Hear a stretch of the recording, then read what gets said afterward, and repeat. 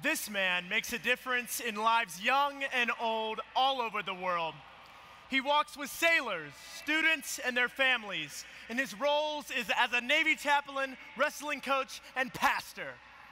Courage and faith, commitment to others, and driven by God's love are the words our speaker lives by. Give it up for Aaron Fuller.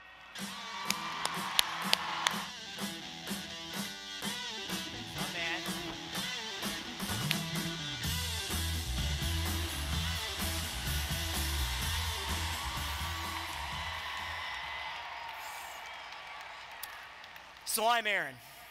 I'm a Lutheran pastor, a wrestling coach, and a chaplain in the Navy Reserve.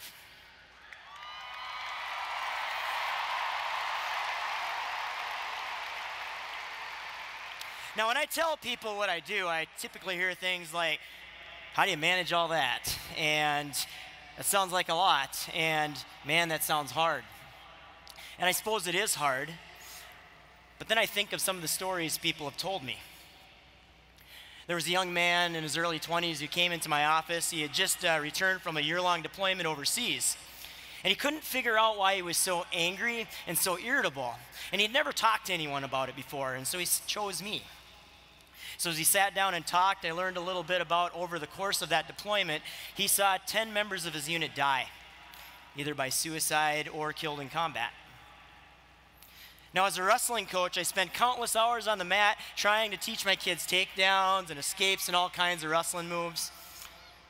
But I spend even more time helping them wrestle with their doubt, with their confidence, helping them deal with the pressures and expectations off the mat, in the classroom, with their families. And in my first call as a parish pastor, another young man walked into my office. His friend had just taken his own life about a month before. But it wasn't the suicide that was bothering him so much. It was the fact that for everyone else around him, it seemed like life had just moved on too quickly. It was as if his friend never even existed. Life is hard, and I think we all get that. But while life is hard, I found in my experience, it's even harder when we have to face the difficult things of life alone. I live by this mantra: courage and faith, commitment to others.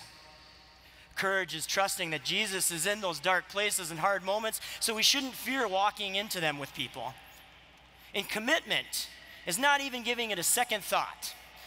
Walking alongside people for as long as it takes, perhaps, so that they don't have to face it alone. In my own life, I find that I'm drawn into those dark places. I'm drawn to people in those dark moments of their life. In fact, the darker the moment, the more I feel myself sucked into it. Courage and faith, commitment to others, words to live by. Now, I didn't always used to be this way. I've been a wrestling coach and in the Navy a lot longer than I've been in ministry, and I've only been a pastor for a few years. And I used to keep people at a distance. When my wrestlers came to me with their struggles, I just assumed it was something in them that I had to fix. When I was a young Navy officer, my people would come to me for help, and I was quick to push them off to the professionals. Let them deal with it. In my life, I've always cared about issues of peace and justice, but I haven't always been willing to walk alongside people suffering at the hands of violence and injustice. Wasn't a lot of courage there, and certainly the commitment wasn't either. So what changed? In my own life, my own dark moments, my own difficult times, people walked alongside me. Wrestling coaches, mentors, a whole congregation, and so many more. They never gave up on me, and they never took the thing that I was going through. It never scared them away. The struggle with my identity as a Korean adoptee.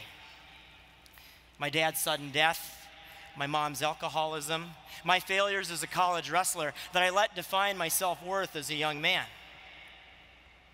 Now, these people didn't try to fix me or even try to help me. They just simply walked alongside me. And looking back, I realized they did that because they loved me. It was because of their courage and because of their commitment that I didn't feel so alone. But it was because of their love, I discovered God and God's love, and it was God's love that changed me.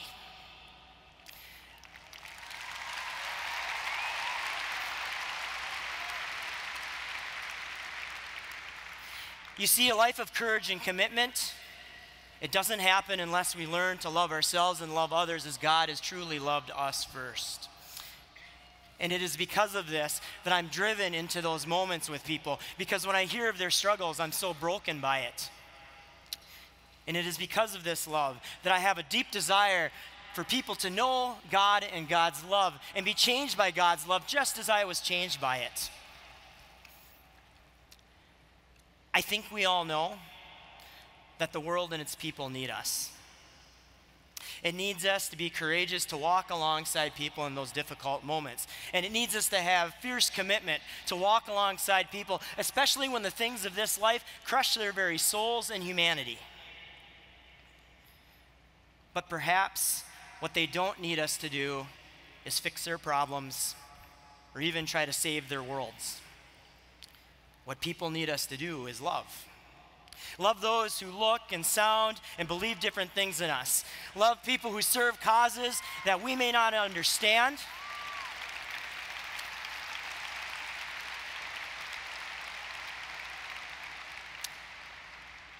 Love people who serve causes we may not understand or even agree with. Love people in their greatest moment of embarrassment and failure. Love people who are cast aside, written off, and even hated. We love people so that they might know that their lives are a gift, that their lives matter, and that they are never alone.